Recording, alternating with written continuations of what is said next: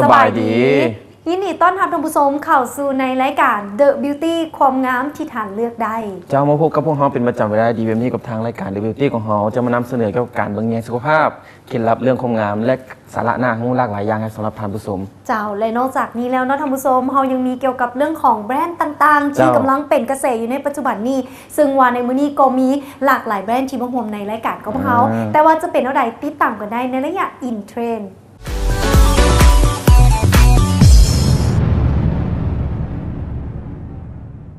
และในตอนนี้เขามาสู่ในระยะ In Trend เนาะซึ่งว่าได้อยู่กับทางเจ้าของผลิตภัณฑ์และก็เป็นตัวแทนจำหน่ายรายใหญ่ในประเทศลาวของเรากับแบรนด์ Zara Beauty นั่นเองเนาะสบายดี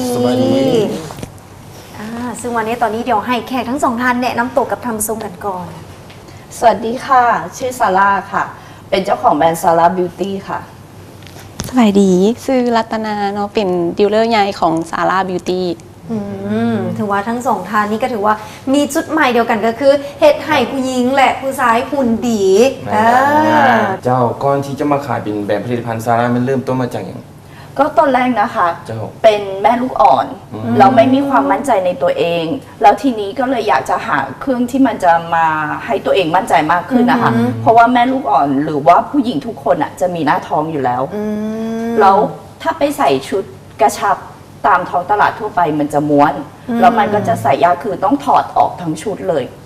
เราก็เลยหาวิธีที่จะให้ใส่ง่ายแล้วก็ไม่ม้วนก็เลยได้เป็นตัวนี้ออกมาถือว่าพัฒนาผลิตภัณฑ์มาจากประสบการณ์ของตัวเองหรือว่าปัญหาของตัวเองเลยเนาะซึ่งว่าหลายๆตัวที่เขาเคยใส่นี่มันก็สิค่อนข้างว่าเวลานั่งเวลายืนหรือว่าเวลาที่ว่าเขาเคลื่อนไหวแล้วมันสิม้วนตัวเขาเนาะคือในที่เป็นใส่ในตอนนี้รู้สึกว่ายังคงเป็นรูปทรงอยู่คือเก่าเลยเนาะแล้วสำหรับแบรนด์ซาร่าของเขาเปิดตัวมาโดนหรือยังเปิดตัวมาประมาณ3ปีแต่ว่าพัฒนาสินค้ามาประมาณทั้งหมด6ปีแล้วค่ะ6 ปีเลยนอพัฒนามาให้เป็นในรูปแบบนี้ใช่ค่ะแล้วในตอนนี้เขามีจักอย่างน้ำกันเนาะผลิตภัณฑ์เขาตอนนี้มีอยู่2อย่างค่ะมีสินค้าตัวใหม่มาก็คือเจลเย็นกระชับสัดส่วนช่วยลดเซลลูไลท์ใช้คู่กับตัวนี้จะทำให้เบิร์นเป็น2เท่าแล้วก็กระชับขึ้นเป็น2เท่าว้าวแล้วสำหรับผลิตภัณฑ์นี้มันมีเป็นไซส์เลยบ่ตัวนี้ใช่ค่ะมีตั้งแต่ไซส์ XS ถึงไซส์ 6XL มีตามรอบเอวของผู้หญิงเลยค่ะเราใส่เราก็จะไม่อึดอัดมากเพราะว่าตามท้องตลาดทั่วไปมันจะเป็นฟรีไซส์แล้วเวลาคนที่อวบๆอะค่ะใส่มันจะอึดอัดแต่ตัวนี้ใส่สบายเจ้าเห็นไส้นี่เห็นกับทางโซนทางหลังเขาเนาะมี2แบบนี่มีเป็น2สีเลยว่าตัวนี้ใช่ค่ะแบบครึ่งตัวจะมีทั้งหมด8สีโอ้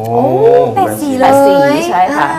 ถือว่าต้องซ้ำซากจำเจต่อไปแต่ก่อนเราจะเห็นแต่สีเนื้อกับสีดำเนาะแต่8สีเลยเนาะและทางฝั่งนี้เด้ฝั่งนี้กับแบบเต็มตัวจะมีสายจะมี2สีค่ะมี2สีใช่เนาะแล้วอยากพูดว่า2อย่างนี้มันไส้งานหรือว่ามีความแตกต่างกันจังไดเนาะแบบครึ่งตัวจะเหมาะกับผู้หญิงทุกคนแล้วก็มันจะเหมาะกับทุกชุดทุกโอกาสเพราะว่ามันจะใส่ได้กับทุกชุดแต่แบบเต็มตัวจะเหมาะกับสาวอวบที่ต้องการจะเก็บเนื้อด้านหลังแล้วก็จะสามารถปรับสายได้เหมือนเสื้อในเพราะว่ามันมีรุ่นแรกออกมาจะปรับสายไม่ได้แล้วก็คือเป็นปัญหาบางคนใส่หลวมแล้วก็เลยพัฒนาจากตัวนั้นมาเป็นตัวนี้เจ้าสำหรับปิ่นทานทรายนี่เหมาะกับตัวใดนี่ถ้าเป็นผู้ชายต้องครึ่งตัวค่ะครึ่งตัวใช่ค่ะต้องเป็นแบบครึ่งตัวเจ้าเนาะแล้วมาถามทั้งตัวแทนรายใหญ่เฮามาฮู้จักกับแบรนด์ซาร่าได้จังไหนเนาะปกติก็ขายสุดเกี่ยวกับพวกก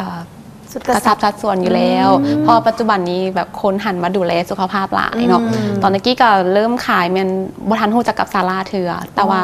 พอซอกไปแล้วก็เจอนี่แหละซาร่าแล้วก็ยุทีซาร่าเลย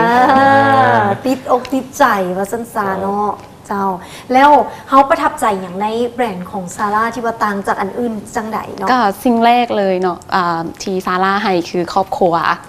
อบอุ่นเนาะตั้งแต่มื้อแรกที่สมัครเป็นตัวแทนปัจจุบันนี้ก็ยังดูแลดีคือเก่าและสิ่งที่ดีคือผลิตภัณฑ์มันขายในตัวของมันเองเนาะแบบว่าคนบอกต่อปากต่อปากแมนตอนนี้เนาะมีหน้าห้านทุกคนที่เข้ามาซื้อเนาะจะบอกว่า หมูข่อยบอกมา พี่น้องข่อยบอกมา ทุกคำที่ลูกค้าเข้ามา จะเว่าคำนี้ว่ามีคนบอกต่ออ แสดงว่าดีอีหลีไส้ดีแล้วเพิ่นก็มีการบอกเราต่อ แม่ บอก น ว่า ละ ซื้อยูฮันยูนี่เพิ่นกับลูกค้าก็จะมีกลับมาเรื่อยๆเลย แม่นแล้ว เจ้าสำหรับยูลาวมีตัวแทนจำหน่ายบ่อย อยู่ลาวนี่ตัวแทนจำหน่ายสลายจะเป็นอยู่ที่นครหลวงเวียงจันท โอ้ น์ นครหลวงเวียงจันทน์ แม่ละตอนนี้เขายังเปิดหับสมัครอยู่ โอ้ ทางทั่วประเทศเลย ทั่วประเทศตั้งแข่งยังพันมีเนาะ แม่ละเจ้า เจ้า โดยเนาะอันนี้ก็ถือว่าเป็นผลิตภัณฑ์ที่เอิ้นว่าสาวๆหรือว่านุ่มๆก็หันมาใส่ใจสุขภาพ แล้วสำหรับตัวนี้แมนเฮาต้องใส่แบบใดใส่ตอนใดเขาจึงจะเห็นผลที่ชัดเจน ต้องใช้ทุกวันอย่างต่อเนื่อง ช่วงแรกๆนะคะ ต้องใส่เวลาประมาณ 2-3 ชั่วโมงต่อวัน เพราะว่าให้ร่างกายมีความเคยชินนะคะเพราะว่าถ้าใส่นานๆมันก็จะรู้สึกอึดอัดไม่อยากใส่ ต้องค่อยๆปรับตัวแล้วก็ค่อยๆเพิ่มชั่วโมงไป แต่ว่าต้องใส่ทุกวันมันถึงจะเห็นผล 2-4 อาทิตย์ โอ้ เห็นผลแน่นอน อ่า ทุกคนที่ใส่ค่ะ โดยลองเว่าเคสลูกค้าให้ฟังแนว่าลูกค้ากลับมาฟีดแบ็กเป็นจังไหนแนว่าอุ้ยใส่แล้วแอวน้อยลงแอวคลอดลงว่าจังไหน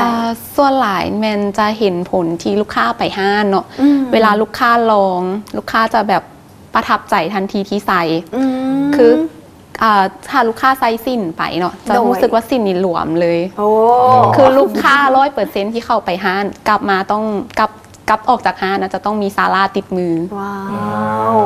ถือว่าลงแล้วติดใจซื้อหิวกลับบ้านเลย แม่ละ เจ้าแล้วตัวผลิตภัณฑ์ตัวนี้มันไซส์รวมคู่กันกับสุดเลยเนาะ ใช่ค่ะ ใช่ ใช้คู่กัน โดยเนาะถามว่าอยากเห็นผลที่ชัดเจนคุณก็บอกว่าแนะนำขอให้ไส้เป็นคู่กันจะดีกว่าเนาะ